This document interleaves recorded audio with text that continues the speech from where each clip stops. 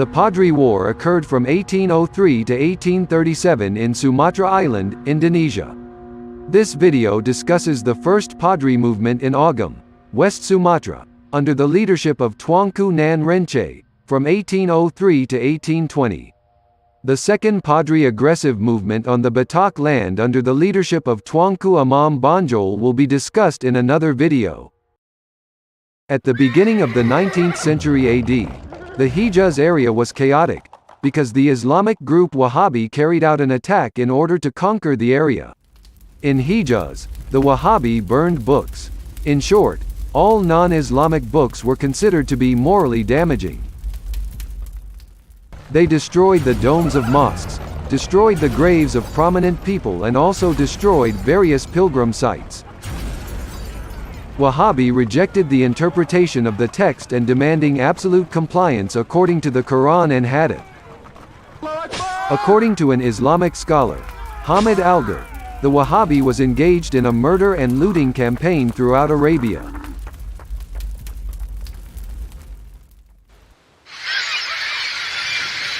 In 1803, there were 3 Sumatran Hajis or pilgrims who came from Minangkabau who intended to return to their homeland, after years of living in the cities of Mecca and Medina.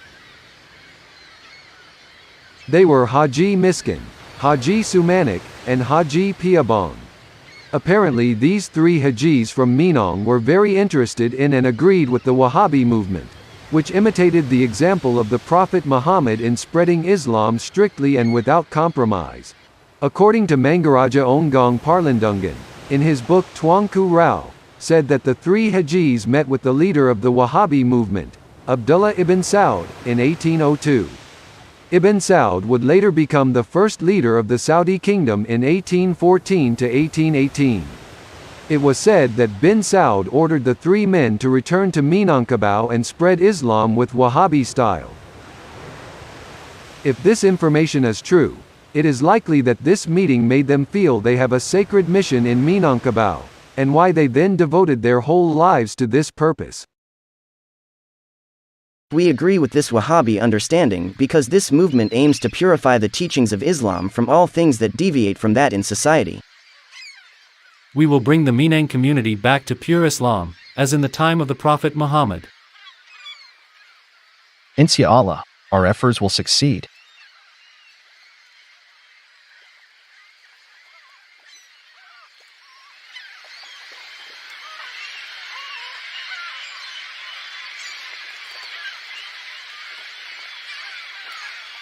So they went through a long journey, from Hijaz to the land of Minangkabau, in Sumatra Island. Later they became known as the Padri, or the Men of Pedir, from the harbor of Pidi in Aceh, from where pilgrims set off for Mecca.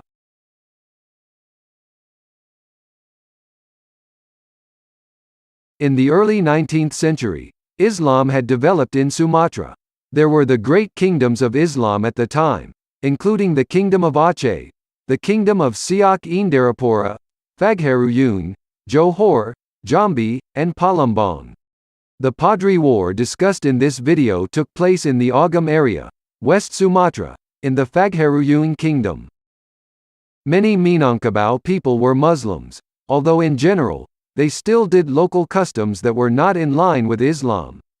For example, the Minangkabau community applied a matriarchy cultural system in which women have an important position in the family and community to take the policy that determines the fate of the community.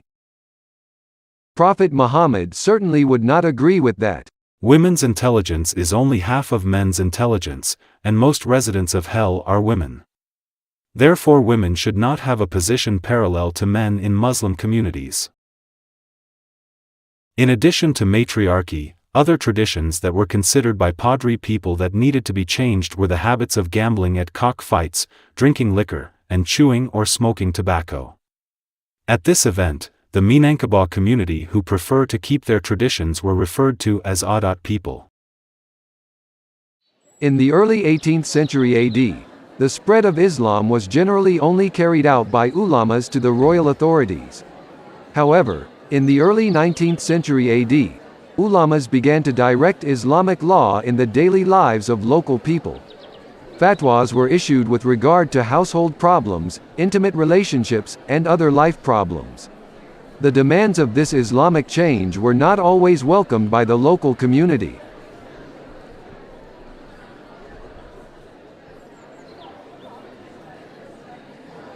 Oh, Pak Haji, what's up? Good, thank you. Let me see here. You should start applying Islam carefully in your life. As a Muslim, you can't drink alcoholic beverage. It's haram, and you know that.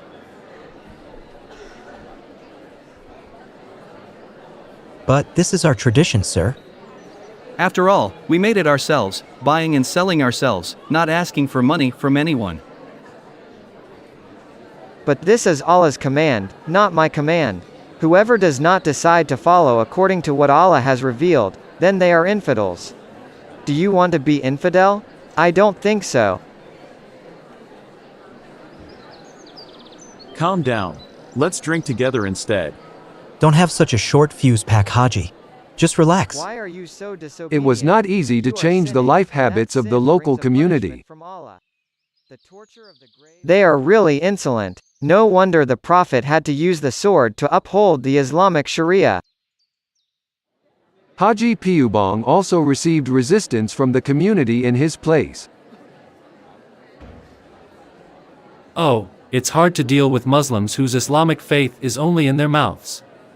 They prefer heretical practices like smoking or chewing tobacco, and wearing silk clothes. Haji Sumanik also experienced the same thing in his area.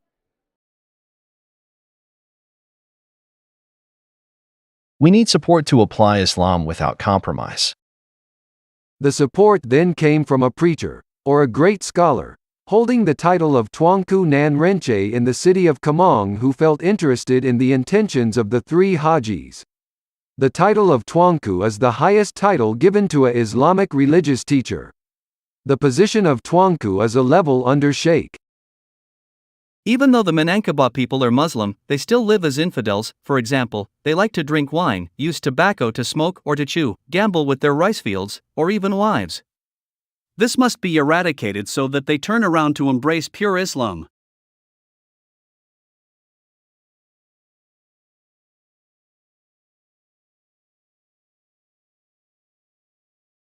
In 1803, the three Hajis worked with Tuanku Nan Renche in his residence in Kaming, to Islamize the whole of Sumatra. They made long-term plans to achieve their goals.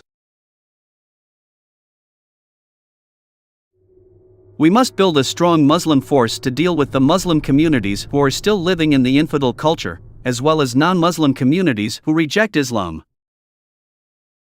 Apparently they wanted to establish the state of Darul Islam, by following the example of the Prophet Muhammad, who forced the spread of Islam through the use of swords and attacks in Hejaz.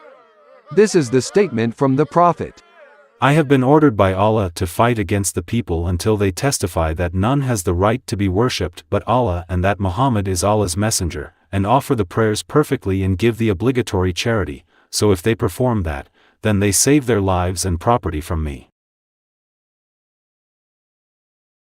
Tuanku Renche formed a Muslim force he called the Padri army to carry out an aggressive war to spread Islam.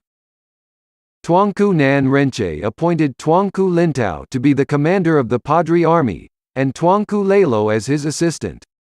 They are all dressed like Arabs in the Middle East, with turbans and white clothes. This is contrary to the habit of dressing like the Minang and Batak people, who usually prefer dark or black fabrics. All people who did not wear white Arabic-style clothes were considered as rejecting Islam. Still want to get drunk, huh? Here, take this.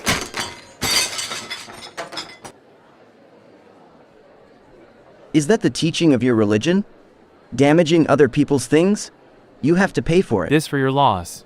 You want to fight? What you gonna do?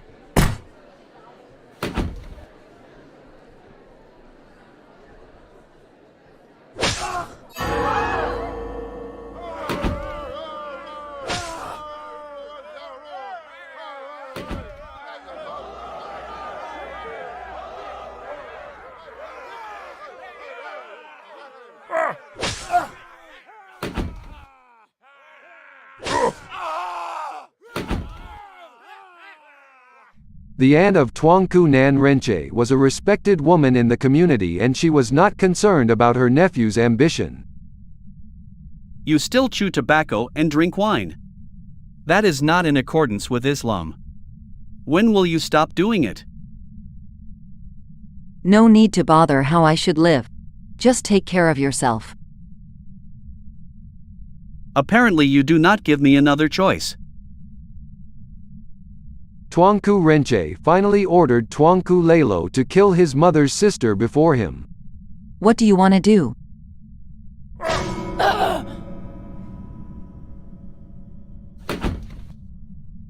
Her body was not buried but was thrown into the forest because she was considered as an infidel. What Tuanku Nan Renche did was in accordance with the teaching of the Prophet Muhammad, who indeed ordered Muslims to fight their non-Muslim family members. For example, in the Badr robbery, Umar ibn Khattab killed his non-Muslim uncle, Al-Az ibn Hisham. Abu Ubaidah ibn al-Jarrah also killed his non-Muslim father, Abdullah ibn al-Jarrah. Their strong attitude caused conflict with Tuanku Nan Thuo. He was one of the most respected Minangkabau Sufi scholars, and was also the teacher of Tuanku Nan Renche, and all prominent ulamas who were members of the Padri army. Even though I agree with the effort to bring the community back to the pure Sharia, but I do not agree with the hard way my student Tuanku Nan Renche's methods applied. The first areas that were the main target of Islamic reformers were those that had a market that provided large facilities for cockfights, such as Bukit Batabua village. This village experienced rapid economic development through agricultural products. Therefore, local residents were able to build a large cockfight center. In this place, many spectators gambled, even sometimes spent all their money. Alcoholic beverages and opium were widely circulated among the audience. Tuanku Nan Thuo came with his students and supporters to close the arena.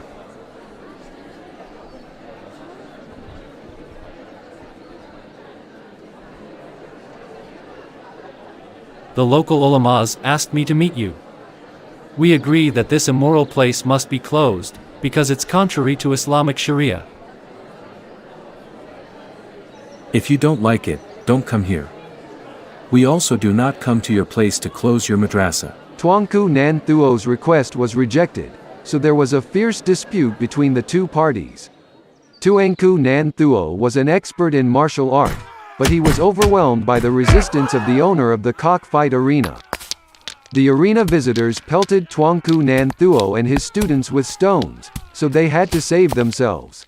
They are stubborn, but we have to continue to do the closing effort until finally the place does not function anymore. Tuanku Nan Thuo and his followers tried repeatedly to close the cockfighting arena, and that caused a lot of fights.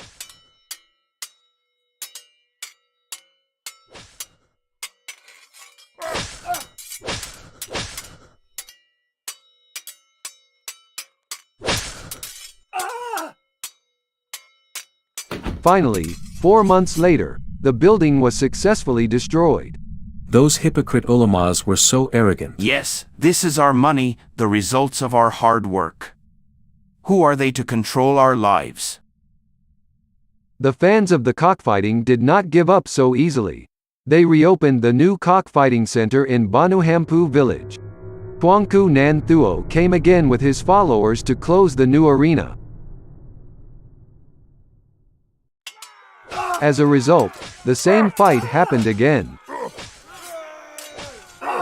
This time, both sides suffered many casualties.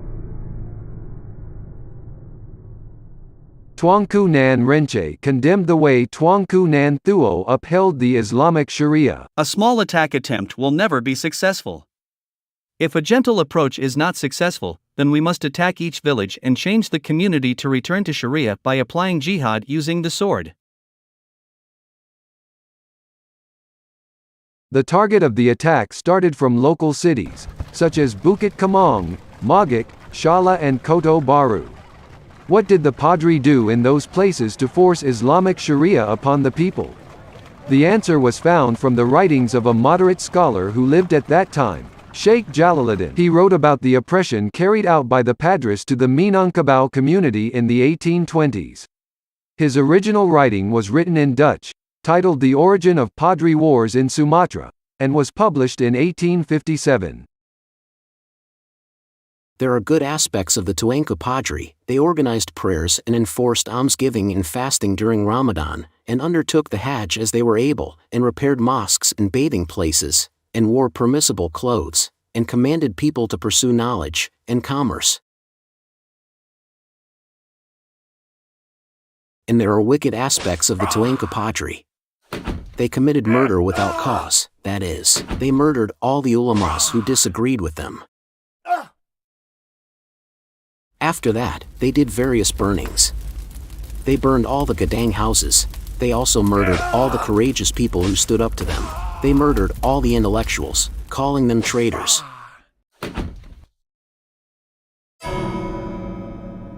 They pillaged and looted the property of others. They took women who had husbands, and married women of unequal rank without their consent. They made concubines of their captives. They captured people and sold them into slavery.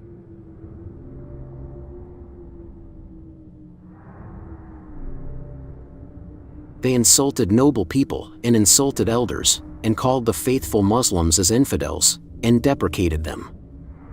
Even so, they still say their actions are an act of perfect religion.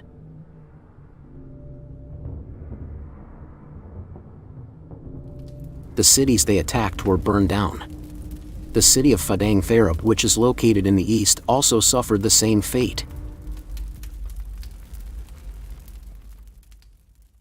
Tuanku Nan Rence's strategy was to set one entire village against another. He incited the poorer people to attack people in richer areas.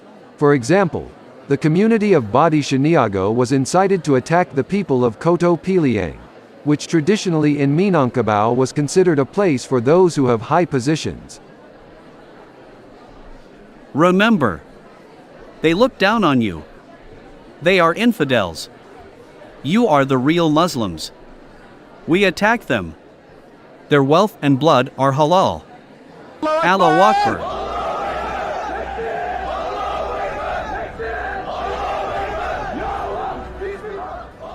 Most of the Padri people come from the Shaniago Badi tradition.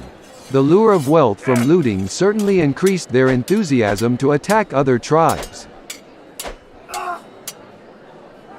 Tuanku Nan Rence ordered residents from Bukit Kamong to attack Kurai, between Bukit Tinggi and Koto Thuo, where his teacher Tuanku Nan Thuo lived. In the attack, the Padri army killed the sons of Tuanku Nan Thuo. They killed my sons, and still insisted that their actions were blessed by Allah. Tuanku Nan Thuo isn't a Muslim. He is actually a Rahib Thuo, aka a Kafir Christian priest. Sheikh Jalaluddin also pretended to be Muslim, when in fact he was the king of infidels. This is how the Sharia regulations were set by Tuanku Nan Rence in the area he conquered in 1820. Men must grow their beard. Those who shave his beard will be fined 2 suku. Those who cut their teeth will have to pay a fine of 1 buffalo. If the knee is shown, the fine is 2 suku. Women who do not wear burqa are fined 3 suku. Hit a child will be fined 2 suku. Selling or consuming tobacco will be fined 5 suku. If one has long nails, his fingers will be cut off. Taking interest with money will be fined 5 shilling. The first time abstaining from salat will be fined 5 suku. If he repeats it, he will be sentenced to death. Tuanku Nan Rence appointed several ulamas to control the area conquered with iron fists. Because of their harsh way in applying Islamic Sharia, they were nicknamed the Salapan or 8 Tigers. Soon, the Padri movement turned into a real civil war, with villages fighting other villages, but also poor members attacking the richer families of their own village. At some point, different Padri leaders waged war against each other.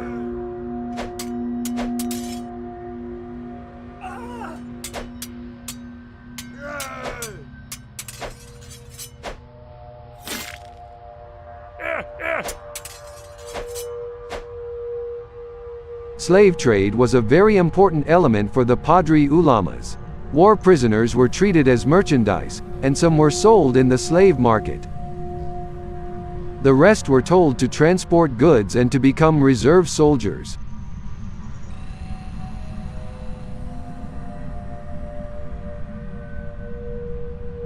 When there was no attack, the slaves had to plant rice and food to feed the Padri army. These slaves made it possible for the Padri to last so long, which was around 40 years, in igniting various warfare. It is ignorant to think that Islam is liberating the Indonesian people, just like what the Muslims used to say in Indonesia.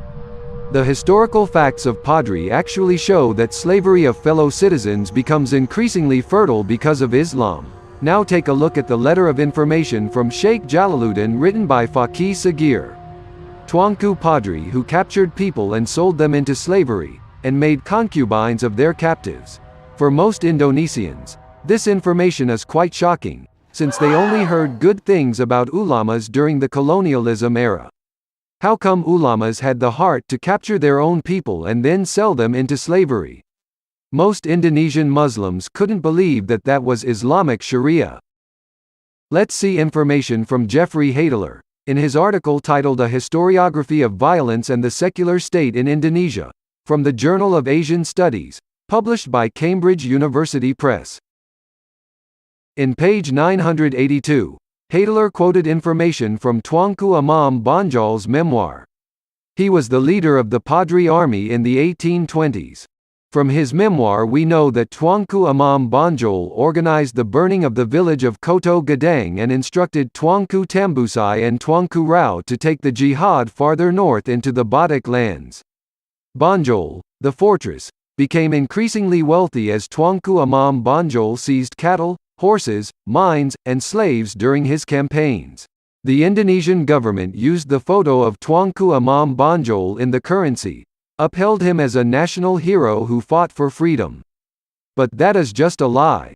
Instead, he was the one who enslaved his own nation, and became rich from doing that. Let's take a look at the Islamic revivalism in a changing peasant economy by Christine Dobbin. She is a British historian, with expertise in the politics, religion and economy of Asia. This paragraph is from page 137 and 138. The granary of the Tanah Datar Valley became essential to the operation of the Padri system further east. Also essential to the operation of the system was the market in slaves. The Agam Padris also made slaves of some of the inhabitants of the villages they captured, though how slavery was organized in Agam we do not know. Tuanku Lintau took considerable numbers of captives from Tanah Datar into service with his army, whereas slaves they were essential for transporting equipment and the food needed for expeditions. Other captives he sold as slaves in the markets of Tanah Datar, and still others he had transported to areas in the east where there was need of labor and sold them there. It is unlikely that the Padris could have survived so long on a war footing in their narrow valleys had they not had slave auxiliaries for their armies and slaves to cultivate the fields at home while they were away.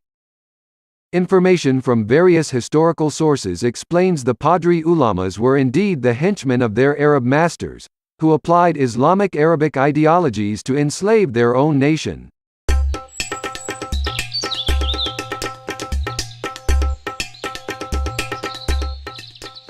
Maybe it was surprising for some that Islamic cannibalism, Muslim killing Muslims, happened in the Padri War in the Agam area, West Sumatra. Doesn't Islam forbid Muslims to kill other Muslims? Don't be surprised. Just look at the example of Prophet Muhammad himself, who often attacked various Muslims he accused of being a munafiq, murtad, or muzirik. For example, he ordered Muslims to kill Muslim muhajirin who dared to leave Islam and turn back to Mecca after migrating to Medina. This is the background of the event behind Quran, Surah An-Nisa, verse 89.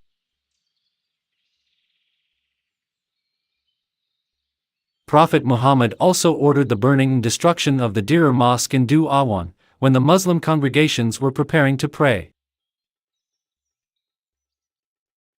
According to Sirah Nabawiyah by Ibn Hisham and Sirat Rasul Allah by Ibn Ishaq, written in the 8th century AD, The reason for the attack was because the Prophet felt the new mosque could divide Muslims. This is the background of the Quran, Surah At-Tawbah, verse 107. The Prophet accused Muslims in the mosque as munafiq. About 200 years later, in the 10th century AD, the writers of Quran Tafsir made a news story that said that the founder of the mosque was actually a Christian priest named Abu Amir al-Rahib, who was a Roman accomplice. They did not hesitate to fabricate Islamic history, only to cover up their shame towards the irrational actions of Prophet Muhammad. Since then, Muslims are accustomed to destroying other Muslim mosques that are considered heretical. Padri leaders had the heart to burn the residents' Gadang houses, because they knew that Prophet Muhammad also burned properties belonging to others, as he did against the palm plantation belonging to the Jewish tribe of Banu an-Nadir. Padri ulama killed anyone who dared to oppose them. This certainly follows the example of the Prophet, who also killed anyone who dared to oppose him. For example, the beheading of 900 Qurayza Jewish prisoners who had surrendered. It was Prophet Muhammad who also killed anyone who dared to criticize him through poetry, such as the murder of Abu Afaq, Asma binti Marwan, Al-Nadir bin al-Harith, Uqba bin Abu Mu'at, Kabi bin al-Ashraf. The Padri ulama's actions were in accordance with their Prophet's violent actions. Padri ulamas enslaved their prisoners, also traded slaves. Prophet Muhammad did the same thing. He also sold prisoners as slaves, to enrich himself and also buy war equipment. For example, the Prophet sent Sa'ad bin Zaid al-Anshari to bring the female prisoners of the Bani Qurayza to Najd, and sold them as slaves to be exchanged for horses and weapons. The coercion of the women as sex slaves or concubines by the Padri was in fact in accordance with the commands of Allah in the Quran, Surah An-Nisa, verse 24. Background of the verse explains that the Prophet Muhammad even advocated Muslim soldiers to have intercourse with the married female prisoners, even though their husbands were still alive and captured in the same place. Sahih Muslim Hadith, number 3433. They took captives women on the day of Autas who had their husbands. They were afraid to have sexual intercourse with them when this verse was revealed. And women already married except those whom you right hands possess. Quran An-Nisa, verse 24. Padri ulamas forbid cockfighting, but they themselves pitted the Minang community so that they were cutting and killing each other in the name of Islam.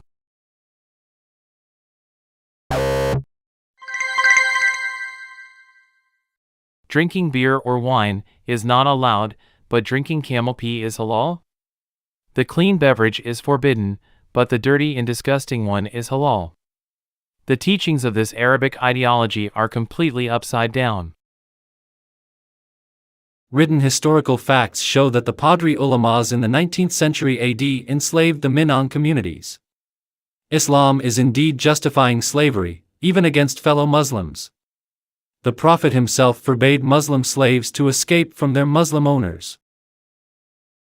Hadiths Nasai Nomer 4050. Jarir used to narrate from the Prophet sallallahu alaihi wasallam. If a slave runs away, no salah will be accepted from him, and if he dies he will die a disbeliever. A slave of Jarir's ran away, and he caught him and struck his neck, killing him.